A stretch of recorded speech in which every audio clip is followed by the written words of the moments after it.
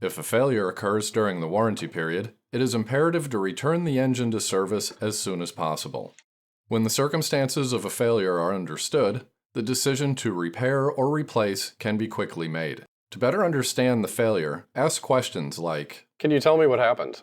Has anything like this happened before? Did anything seem unusual before this happened? How often do you use this mower? About how long does it take you to mow your lawn? When was the most recent service performed? And what was done at the last service? When did you purchase this mower? Where did you purchase this mower from?" Document any information provided in the customer's words, and be sure to verify the date of purchase.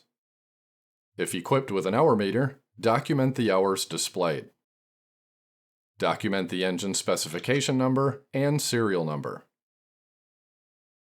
Document condition of the oil level and appearance, engine air filter, cooling system, and any other noteworthy observations. Use the Kohler Parts Lookup system to locate any bulletins that may be relevant to the failure.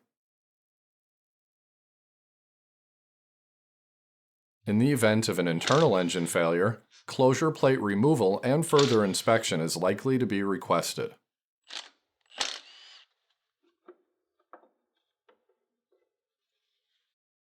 Inspect the camshaft and gear for damage. The camshaft gear is obviously broken in this engine. If a rod is broken, inspect the connecting rod bearing surfaces at the crankshaft. The connecting rods are not broken in this engine. Inspect the oil pump and confirm it can be rotated by hand. This pump rotates freely, but the gear has damage. Inspect the PTO bearing for excess wear or damage. Inspect the governor gear and flyweights. The governor components in this engine have been severely damaged. Take photos of any noteworthy observations and be sure the photos clearly illustrate the failure.